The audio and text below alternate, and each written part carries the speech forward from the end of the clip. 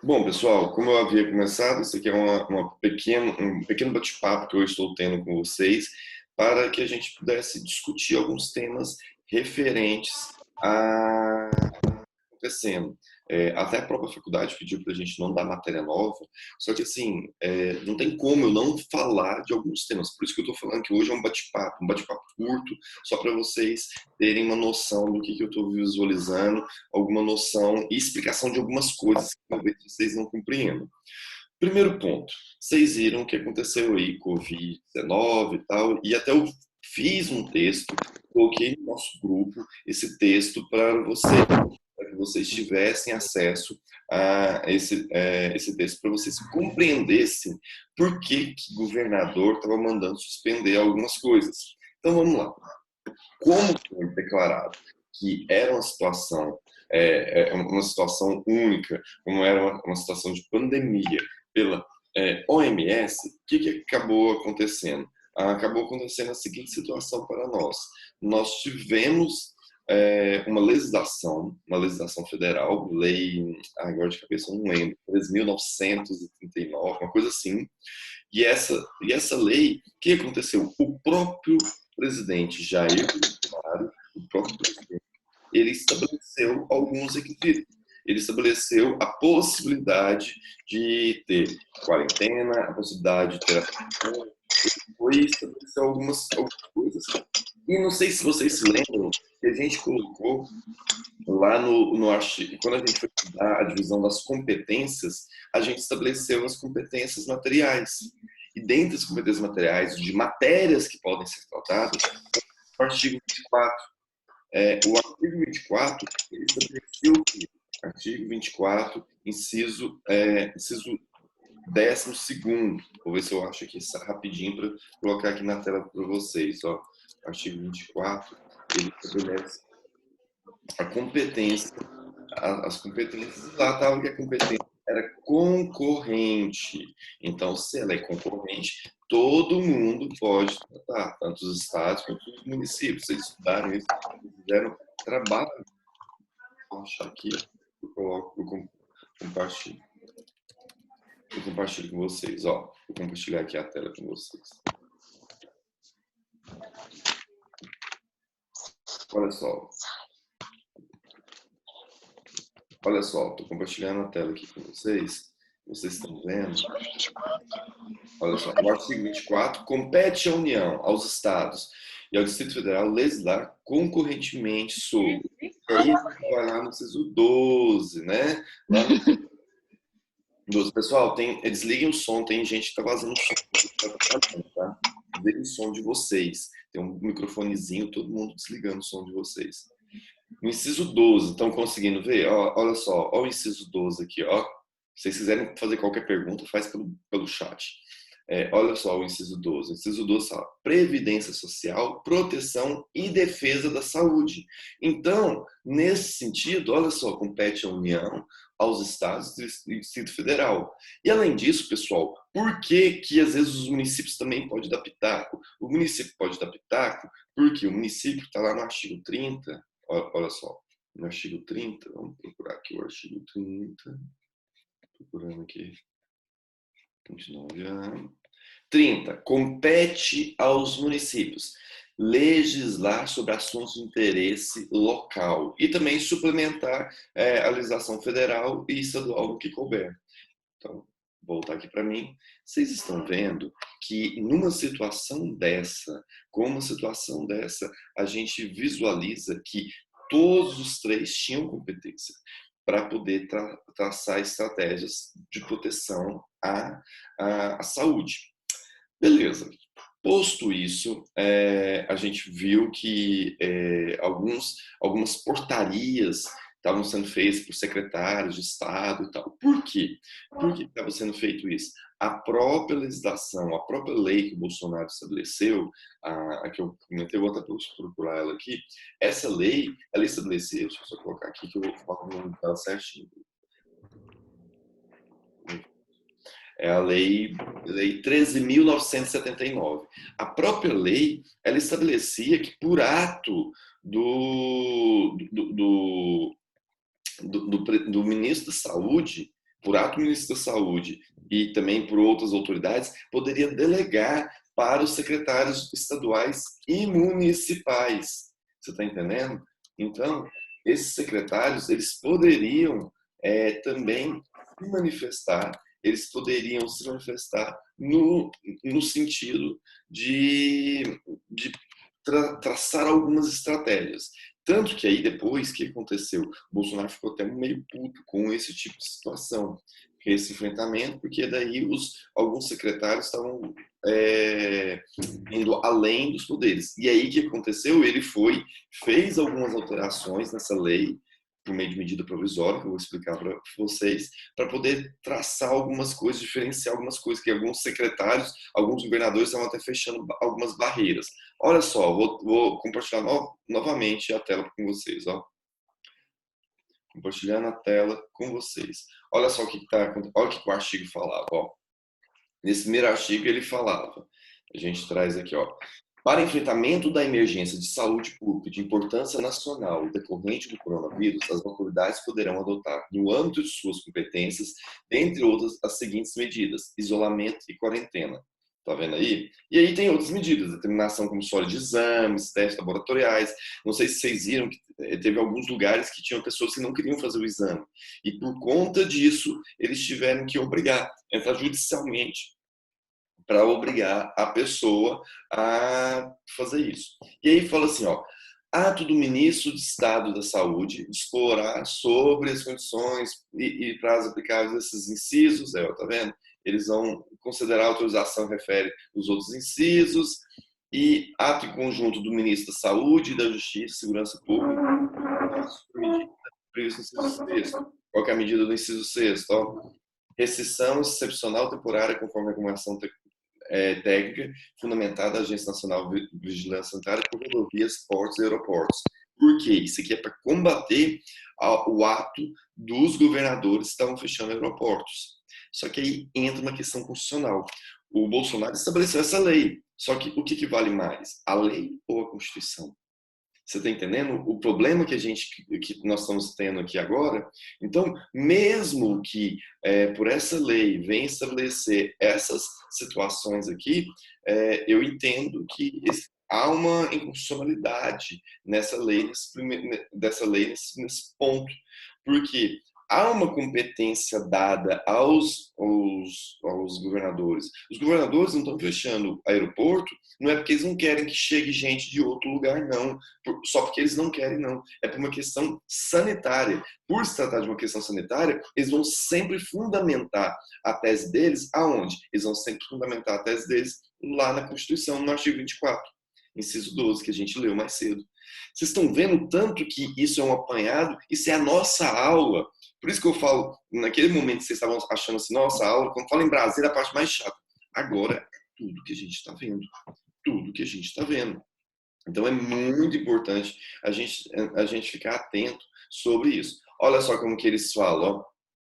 O que o parágrafo 7º fala? As medidas previstas nesse artigo poderão ser adotadas pelo ministro da Saúde e pelos gestores locais de saúde, desde que autorizados pelo Ministério da Saúde, nas hipóteses do inciso 1 e 2. 1 e 2 é que a gente mostrou, que é quarentena e isolamento. Deixa eu falar para vocês. Tem portaria do ministro da Saúde autorizando os estados a fazer a quarentena.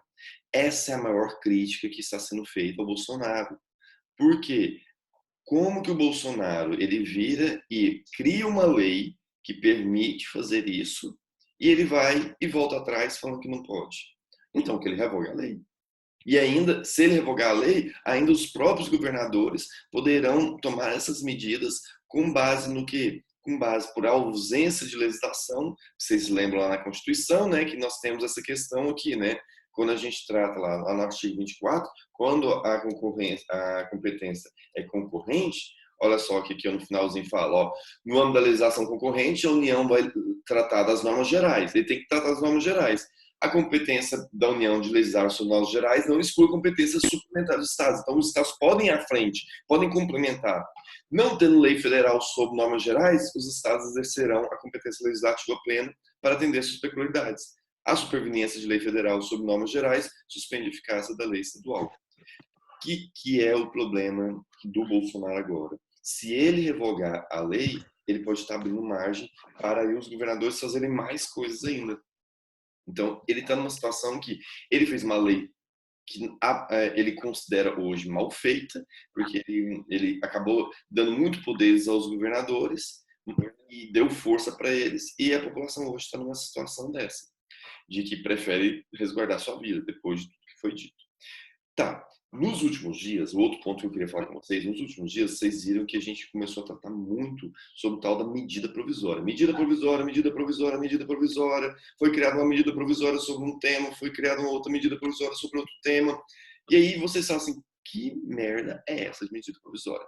Seguinte, no nosso ordenamento jurídico, nós temos as leis. Podem ser leis ordinárias ou leis complementares.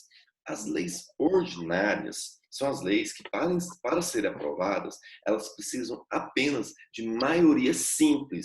Eu vejo a quantidade de pessoas presentes, eu faço a votação, se tiver maioria, pronto, já vai ter, igual aqui, ó. Hoje nós temos aqui 13 pessoas juntas. Se eu deliberar alguma coisa, se 7 falarem a favor, já está valendo. Agora, maioria absoluta. A maioria absoluta, a gente tem que ver a quantidade de pessoas que existem naquela casa. Então, quantos alunos a gente tem lá na nossa sala? Vamos dizer assim, 60 alunos? Para aprovar qualquer coisa, tem que ter pelo menos voto de 31. Então, maioria absoluta, que é para lei complementar. Essas leis têm a mesma servem para nenhuma que é melhor que a outra, não. Apenas é um pouco mais difícil, porque alguns temas a legislação falou que é um pouco mais difícil. Corre esses projetos de lei. Gente, está vazando o áudio aí, viu? Alguém que tá com o áudio vazando. Fecha o seu áudio aí. O que acontece? Nós temos, quando um projeto de lei ele é apresentado, ele, por exemplo, apresentado pela Câmara dos Deputados, ele tramita na Câmara dos Deputados, em várias fases, que eu não vou entrar aqui agora, foi aprovado, o que acontece? Manda para o Senado. Aí no Senado, o Senado vai também votar.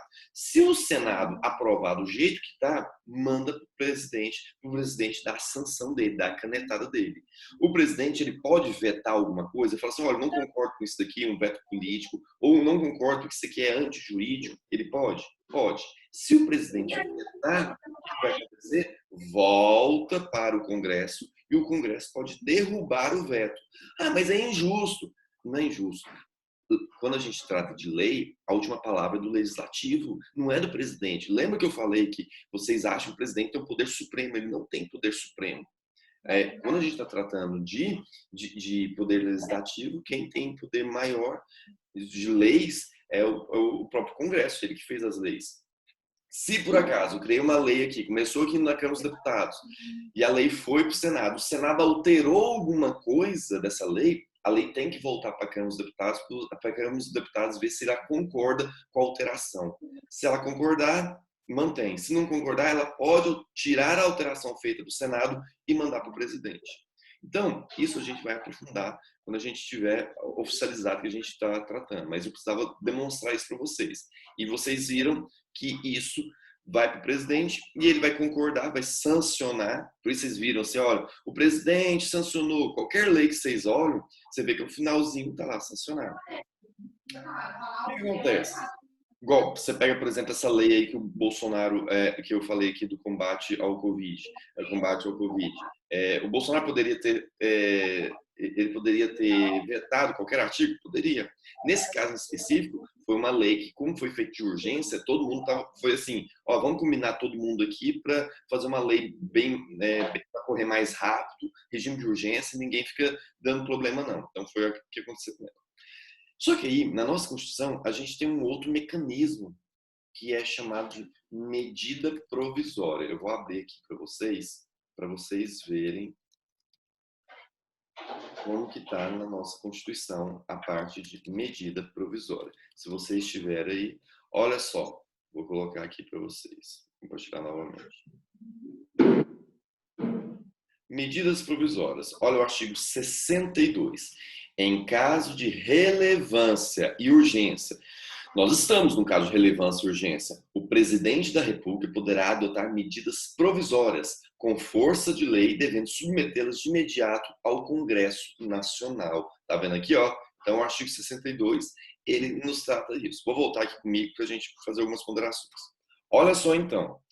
Pensa, se o presidente quiser levar uma lei, aprovar uma lei, normal, ele tem que pegar, propor essa lei no Congresso, essa lei ela não vai estar valendo, é um projeto de lei, ela vai tramitar na Câmara dos Deputados, depois ela vai para o Senado e depois volta para ele. Isso demora muito, a não ser que se for igual num caso desse que eles combinaram, como foi no caso da Covid e tal, eles combinaram para poder não ter tanto problema, demora muito. Então, a Constituição permite que o presidente da República ele tenha a possibilidade dele fazer alguns atos que, na hora que ele assina esse ato já está valendo como se fosse uma lei. Automaticamente, na hora que o Bolsonaro assina, já está valendo como lei. Porém, o que acontece? Ele assina, está valendo como lei, e isso é remetido para o Congresso validar ou não. O Congresso tem que validar. O Congresso tem que ver se ele concorda com aquela medida provisória. Por isso chama medida provisória. É uma medida tomada pelo presidente que ela é provisória. Se o Congresso concordar, ele vai converter ela em uma lei. Se o Congresso não concordar com essa medida provisória, ele pode derrubar ela? Pode. Ele pode alterar ela do jeito que ele quiser? Ele pode. E aí ele faz todas as alterações e volta para o presidente, e o presidente vai sancionar ou ele vai vetar. Nairon, essa medida provisória, ela, como que ela como que vai ser essa questão, como é que vai ser, como que vai ser? Olha só o que a gente tem lá no mesmo artigo, vou compartilhar novamente aqui com vocês, ó. Olha aqui que o mesmo artigo fala, ó.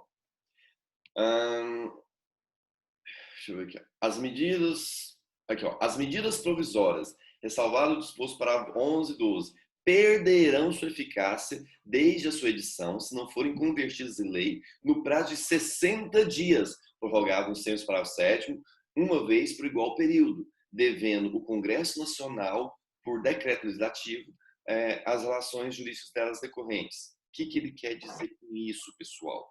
O seguinte, você lembra do que eu falei da carteirinha de estudante, que tinha uma medida provisória para criar a carteirinha de estudante online por meio de aplicativo? Foi uma medida provisória, só que essa medida provisória ela tinha que durar esses 60 dias, pediu para prorrogar por mais 60 dias, o governo não conseguiu articular para votar, o que acontece? Ela caiu, ela perde sua eficácia. É uma medida que dura, nesse caso, 120 dias e morre. E aí vem um decreto feito pelo Poder Legislativo, pelo Congresso Nacional, que vem estabelecer quais são as relações, quais serão as dinâmicas que vão ser utilizadas. Por quê? Naquele período de 120 dias, não teve relações jurídicas que aconteceram, não teve gente que fez compra e venda com aquela carteirinha, não vai ter gente que está se utilizando, por exemplo, teve a medida provisória aí do direito de questão trabalhista, não vai ter gente que vai ser mandada embora, não vai ter gente que vai entrar de férias, com base nisso daí. Se isso daí cair, não valer mais, o decreto legislativo do Congresso, ele vem tentar ponderar o que vai estar valendo e o que não vai estar valendo, para poder falar assim, olha, quem teve alguma relação jurídica que foi regulada por essa medida provisória, vai ter uma dinâmica daqui para frente dessa forma. Vocês estão vendo o tanto que é cheio de picuinha, cheio de coisinha? Por isso que a gente critica muito o uso de medida provisória. Porque medida provisória, o presidente, ele acaba governando o país por meio de medidas provisórias. E aqui vocês viram que era de 60, prorrogava mais 60. Na época do Fernando Henrique, poderia ser prorrogado inúmeras vezes.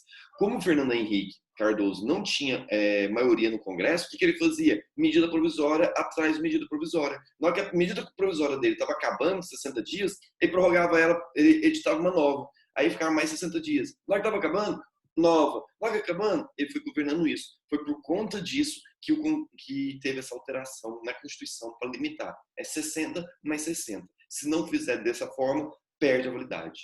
Tá vendo como que isso é importante? Vocês estão vendo que, por isso que o governo está falando, olha, eu vou dar uma resposta rápida, vocês estão me cobrando, eu vou dar uma medida provisória. Por isso que todo dia a gente está vendo medidas provisórias. Por quê? Ele pode tratar sobre todo e qualquer assunto, do que ele quiser, não. Ele só pode fazer nessa questão, como a gente falou aqui, ó, de relevância e urgência. Se o tema que está sendo trazido numa medida provisória não for relevante e não for de urgência, pode ser pode ser que caia. Pode ser que seja questionada a sua constitucionalidade, que ele caia, seja no Congresso, seja mesmo no STF. Tá vendo? Olha só a ponderação, check and balances, que a gente já falou tanto aqui com vocês. Então, tudo isso é relevante para esse momento. Beleza, pessoal? Era um primeiro apanhado que eu queria falar com vocês nesse instante. Tem alguém que está querendo fazer alguma dúvida, querendo tirar alguma dúvida? Aí vocês podem faz uma reaçãozinha aí, e aí vocês, eu falo o nome de vocês e vocês desligam o microfone, ligam o microfone e fazem alguma pergunta, alguma ponderação. Alguém querendo fazer alguma ponderação aí, pelo que eu estou vendo? Ninguém falou nada. Vamos ver. Se tiver. Até agora ninguém se manifestou. Estou aberto aqui. Bom, pessoal, ficou alguma dúvida? Alguém está com alguma dúvida, querendo ponderar alguma outra coisa? Alguém? Então, se não tiver ninguém, essa era o que eu queria traçar para vocês no dia de hoje. Eu queria fazer esse apanhado com vocês, para vocês entenderem um pouquinho, porque tem tudo a ver sobre isso. Qual é o artigo das medidas provisórias? O artigo 62, Mila. O artigo 62 é o que trata das medidas provisórias. Ele tem vários parágrafos e depois eu vou separar. Eu acho que hoje, agora não vou conseguir não, mas mais para tarde eu vou pegar algum livro e vou colocar lá no grupo, vou distribuir para a Hannah para ingressar e colocar essa questão das medidas provisórias de algum livro que vai explicar melhor para vocês acompanharem. Até mesmo porque, como eu falei, é o que está acontecendo, né? É o que a gente está vendo aí todos os dias. Todos os dias está tendo alguma medida provisória. O governo está governando por medidas provisórias, até mesmo por essa dinâmica que está tão difícil, até mesmo do Congresso resolver alguma coisa tão de imediato. Tanto que o Congresso hoje está votando online. O Congresso está fazendo isso aqui que a gente está fazendo aqui para poder votar as decisões deles. Então, tem essa questão. Beleza, pessoal? Alguma outra dúvida, seja online aqui ou seja pelo chat? Senão eu já vou finalizar. Vou disponibilizar depois esse vídeo e o áudio para que quem quiser, quem não pôde estar aqui, ele possa conferir depois. Tá certo, pessoal? Então, desejo para vocês um forte abraço. A gente vai se comunicando. Eu vou fazer outras lives como essa. Eu vou ver como vão ser as próximas orientações da Unip, para ver se eu vou fazer lá naquele Google Classroom, ou se vou subir pelo YouTube, enfim, eu ainda estou analisando, porque parece que a Unip deve se manifestar nas próximas horas. E qualquer coisa, estou à disposição. Vocês têm meu contato, vocês têm lá meu Instagram, e se cuidem, né? Se cuidem para a gente voltar à nossa rotina, tá certo? Fiquem com Deus, um abração para todos vocês.